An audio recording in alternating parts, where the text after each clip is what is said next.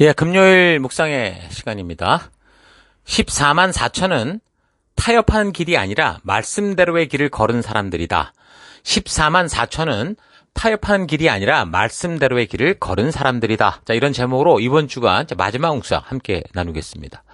자, 우리가 살펴온 13장의 두 짐승들, 바다에서 올라온 짐승, 바로 정치 권세를 가진 나라와 통치자들이라고 그랬죠.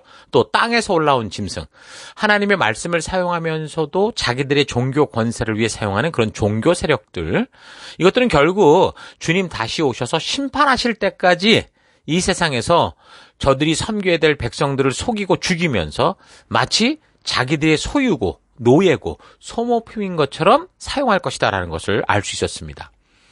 결국 사탄과 같이 자기의 본능을 따라 욕심껏 살고자 하나님께서 영광 받으실 자리를 탐내고 하나님 닮은 모든 인간들 위해 우뚝 서서 모든 인간들의 경배와 존경과 부러움을 가지고자 하는 그런 존재들이다라는 걸 알 수 있었죠. 자, 그렇게 볼 때 이 시대 속에서 벌어지는 많은 흡사한 일들을 볼 수 있습니다. 교회 안에서까지 성도들이 본능대로 사는 일에 자극을 받아서 이 시대의 문화와 섞여 욕심스럽게 살아가고 있는 이런 현실들은 이렇게 이미 교회와 성도들에게 하나님께서 안타깝게 외치시고 마지막을 온전히 하도록 전하신 이 계시록의 말씀 안에 있는 것들입니다. 그러니까 하나님께서는 아무런 경고와 외침 없이 심판한 분이 아니시라고 그랬잖아요. 그러니까 분명한 것은 그런 욕심을 따라 사는 짐승들은 반드시 잡히고 결국 맨 먼저 유황불, 불 붙는 그 불못에 던져지게 될 거라는 거예요. 이것이 계시록이 말씀해주는 이 세상 마지막의 결과고 하나님의 결단이죠. 19장 20절. 그러나 그 짐승은 붙잡혔고 또 그 앞에서 이적들을 행하던 그 거짓 예언자도 그와 함께 붙잡혔습니다. 그는 짐승의 표를 받은 자들과 그 짐승 우상에게 절하는 자들을 이런 이적으로 미혹시킨 자입니다. 그 둘은 산채로 유황이 타오르는 불바다로 던져졌습니다. 그리고 남은 자들은 말 타신 분의 입에서 나오는 칼에 맞아 죽었고 모든 새가 그들의 살점을 배부르게 먹었습니다. 자, 말 타신 분의 입에서 나오는 칼에 맞아 죽었다. 이게 뭡니까? 바로 하나님께서 이미 말씀하신 그 말씀의 기준을 따라 심판받았고 정죄받는 그런 모습을 말하는 거죠.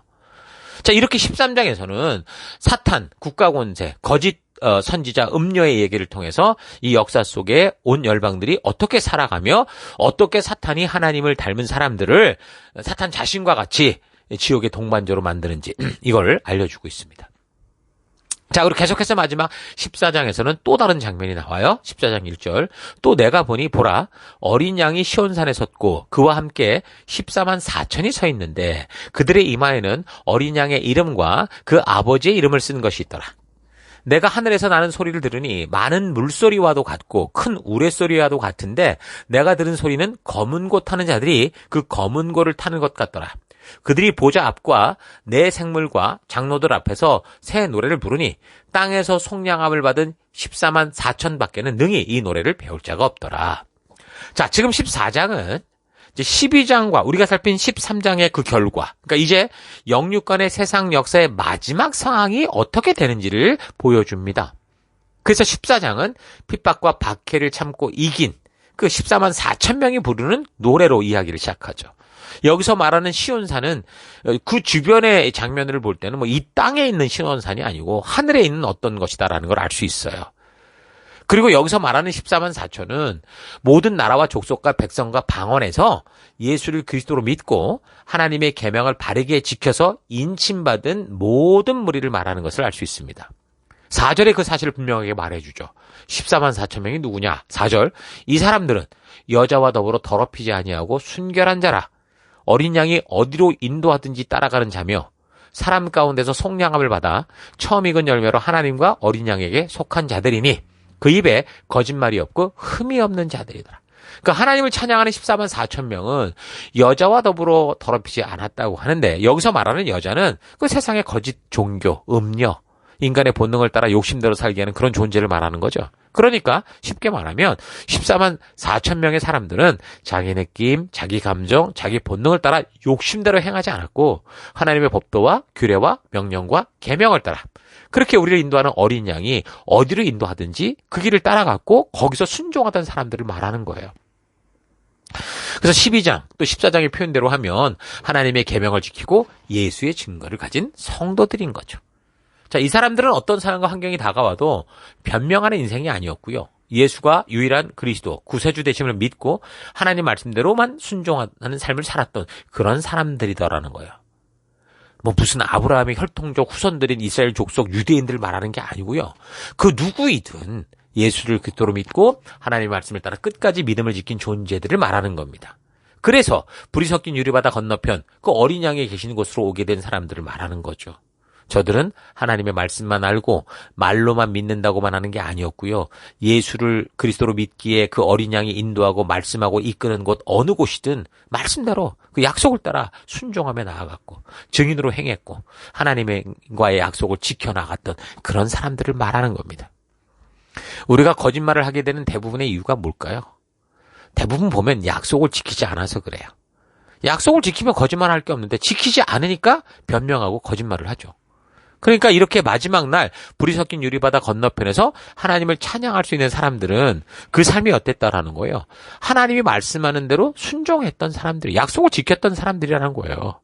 그러니까 하나님 앞에서 그래서 구차한 변명할 필요도 없고 핑계가 필요 없고 거짓말이 필요 없는 사람들. 상황과 환경을 핑계대지 않았고 어떤 상황 속에서도 그냥 순종하며 말씀대로 살아내는 사람들. 그래서 아마 순교하고 죽은 사람들도 있었을 거예요. 여러분, 오늘 여러분의 삶은 어떻습니까?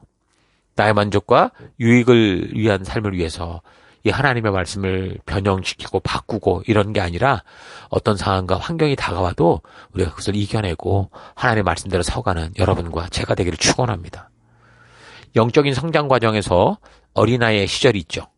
정말 철 없어서 만드는 실수들이 있잖아요. 성장 과정에서 일어나는 어떤 성장통과 그것과 이제 나이가 들고 때가 되었는데 여전히 변하지 않고 자기 욕심대로 같은 실수를 하는 거는 이거 전혀 다른 아주 심각한 문제라는 걸 기억하시기 바랍니다. 실수와 불순종은 엄연히 달라요. 믿음은 알고 있다, 생각한다를 넘어서 아는 것처럼 사는 겁니다. 생각처럼 사는 걸 말하는 거예요. 여러분, 이 세상은 잠시 잠깐입니다. 하나님 나라는 이 세상의 욕심, 사탄이 주는 쾌락에 자신을 더럽히지 않고 산 거룩하고 순결한 백성들의 것입니다. 그러므로 우리 성도들은 이 세상의 유혹에 빠져 재미나 쾌락에 취하거나 잠시 잠깐 있는 이 세상에서 살아남기 위해 목숨을 구걸하고 구천 인생 살지 말고 하나님께서 약속하시는 영원한 그 세계를 꿈꾸면서 그 나라의 영광스러운 감격과 기쁨을 가슴에 새기고 그 영원한 나라의 참된 소망과 위로를 기억하며 순결한 삶을 살아야 하는 겁니다. 자, 그래서 14장 1절에서 5절까지의 이 말씀은요, 사람의 믿음과 정절을 지켜 얻은 영광이 어떤 것인지를 보여주면서 아무리 어려워도 잠시만 참으라 라고 하는 그런 주님의 뜻이 담겨 있는 겁니다. 온전한 길을 걷자, 힘내라는 거죠. 성경에는 성도의 삶이 이런 인내의 삶이고 그 길은 해산하는 고통과 같다라고도 표현합니다. 여러분, 여인들이 그 자녀를 낳을 때 그 해산하는 고통은 정말 고통스럽다고 하죠. 근데 들어보면 그 고통의 순간이 한번 시작되면 처음부터 끝까지 막 계속되는 게 아니라는 거예요. 보니까 중간중간 쉴 수 있는 시간들이 있더라는 거죠. 그러니까 진통을 겪는 시간보다 진통 사이에 준비하는 시간이 더 길다는 거예요. 초기 진통을 보면 초기 진통 시 간격이 한 5분에서 20분 간격인데 이제 진통 시간은 한 30초에서 45초입니다. 저도 둘째를 낳을 때 같이 있었었는데 그 진통을 하는 그 시간 같은 그 분만실에 있었었는데 어쩌면 그렇게 정확한지 내가 경고를 해줬습니다. 그러니까 온다, 진통 될 시간이야, 막 이렇게 얘기를 해줬어요. 그럼 다 그때 와요. 그럼 그게 끝까지 가는 게 아니라 정말 고통 속에 막 우리 그 와이프가 그걸 참다가 나중에 또 쫙 가라앉더라고. 활동기에 이제 진통이 오는 간격은 보통 3분의 5분으로 주는데 그때는 진통 시간이 한 45초에서 60초 정도가 되죠. 그리고 생명이 태어나게 되니 막 나오는 그 타이밍에는 정말 마지막 큰 고통이 따라요. 그래서 그 고통 끝에 자녀가 태어나거든요. 근데 또 놀라운 거는 하나님께서 그 고통 속에 이 아이를 낳는데 그 최고의 고통조차 이길 수 있는 더 큰 기쁨을 산모에게 주는 걸 볼 수 있습니다. 자, 이런 것과 같죠. 우리 믿는 이들이 살아갈 말세의 삶은 두려운 박해들이 있을 게 분명해요. 그러나 그 중간중간마다 주님께서 피할 것을 주신다는 거죠. 로마의 박해가 10명의 황제에 의해서 250년 동안 지속됐다고 했지만 그 따져보면 100년 정도라고 그랬거든요. 길이를, 그 시간을 보면. 그러니까 감당할 시간들을 주신다는 거예요. 숨 쉴 시간을 주신다는 거예요. 그래서 비록 그 삶은 마치 해산의 고통 중에 마지막 생명이 막 탄생하는 것 같은 극한 최고의 고통을 당할지 모르지만 결국 영원한 천국이라는 참된 생명의 소망이 있다는 거죠. 천국의 약속을 받은 성도들의 삶에 있어서 해산의 고통이 없는 무통뿐만은 없어요. 이 세상의 가치? 길어야 7, 80년 하는 유한한 가치가 아니라 그래서 영원한 이 가치를 붙들어 살아가는 여러분과 제가 되기를 축원합니다. 자, 오늘 하루 나는 이 세상의 문화 속을 살아가면서 이 땅의 문화를 말씀으로 바르게 분별하고 말씀의 가치를 따라 지켜가는 그런 삶을 살고 있는지, 아니면 이 세상의 문화적 흐름에 쉽게 동요하고 더 나아가 같이 즐기고 또 더 나아가서 교회의 지체들에게까지 부추기며 자기 지체들까지 부추기며 이 세상의 문화대로 사는 것을 아무렇지도 않은 것처럼 그렇게 살고 있지 않은가 좀 깊이 되돌아보기 바랍니다. 14만 4천 명에 대한 성경적 정의는 여자들로 더불어, 그러니까 세상 문화와 더불어 몸을 더럽힌 일이 없는 정절을 지킨 사람들이고, 어린 양이 가는 곳이면 어디든지 따라다니는 사람들이고, 입에서는 거짓말을 찾을 수 없고 흠잡을 데가 없는 이 말씀의 가치를 따라 살았던 사람들이라고 말합니다. 그러니까 많은 사람들이 그저 예수 믿는다고 고백만 하면 모든 게 다 된 줄 아는데, 여러분 그 고백으로 말미암는 결과는 하나님과의 관계 회복이에요. 하나님의 자녀가 되는 권세를 얻는 거예요. 시작이에요. 그래서 성경은 이미 그렇게 하나님의 자녀가 되는 권세를 얻었던 아브라함의 후손들이 하나님의 말씀을 무시하고 어떻게 자기 생각과 본능, 욕심을 따라 살아감으로 결국은 그 귀한 권세를 잃어버렸는가라는 걸 역사의 기록을 통해 보여주고 있습니다. 율법을 지켜야 구원이 되는 게 아니었어요.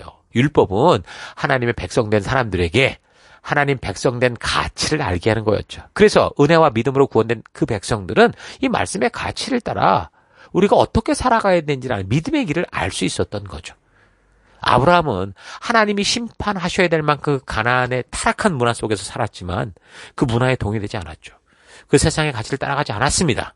오직 하나님의 말씀을 따라 살아가는 그런 삶을 살았기에 그가 믿음의 조상이 됐던 거예요. 여러분이 살아가는 삶의 곳곳에서, 살아가고 있는 삶의 곳곳에서 술과 담배와 마약과 음란 비디오와 음행과 재물을 따라 살아가는 이 세상의 문화에 동요되지 않고, 그래서 오직 믿음의 길을 걷는 이 시대 아브라함과 같은 여러분 되기를 바랍니다. 교회까지 와서 세상의 문화를 우리 형제 자매들에게 추구하게 하는 그런 사탄의 행동을 멈추고, 말씀 시간에 딴짓하지 마시고, 또 묵상 시간에 딴 거 하지 마시고, 하나님 앞에서 통곡하고 회개하며 거룩한 그리스도의 문화를 이 교회 안에, 우리의 삶의 터 안에, 우리의 공동체 안에 성실하게 심어가는 여러분 될 수 있기를 주의 이름으로 축원합니다. 오늘 하루도 힘내십시오. 잠시 기도하겠습니다. 하나님, 우리에게 하나님께서 거룩하니 우리도 거룩하라 하시면서 우리가 가는 곳곳마다 거룩한 문화를 만들어 하나님께 나올 길을 열라 하셨는데, 교회에서도 세상의 음주문화, 음란문화들을 아무렇지도 않은 듯이 괜찮다 떠들며 사탄의 꼭두각시처럼 살아왔던 것 회개합니다. 용서해 주옵소서. 하나님, 이 교회가 거룩한 곳이 되도록 하나님 말씀의 가치를 따라 이 세상의 문화에 젖어들지 않고 오직 참된 복음과 생명의 길을 전하는 삶 살기를 결단합니다. 하나님, 세상이 조롱하고 뒤처진다 하고 왕따를 시킨다 해도 우리 성도들이 걸을 바는 골고다의 길, 진리의 길, 생명의 길, 말씀의 길이다라는 거 잊지 않고 주님 다시 오실 때까지 그 길을 걷는, 믿음의 길을 걷는 내가 되기를 원합니다. 하나님이 택한 그 백성들은 누구냐? 하나님이 거두시는 알곡들은 누구냐? 결국은 이 땅 가운데 타협하는 삶이 아니라 말씀의 길, 주님이 주신 그 길을 따라가는 그런 존재다라는 거 잊지 않고, 하나님, 오늘 하루도 그런 믿음의 길을 걷는 내가 되기를 결단합니다. 그 길로 인도하시고 함께하시고 앞서가시며 동행해 주신 우리 하나님 감사드리고 예수님 이름으로 기도했습니다. 아멘.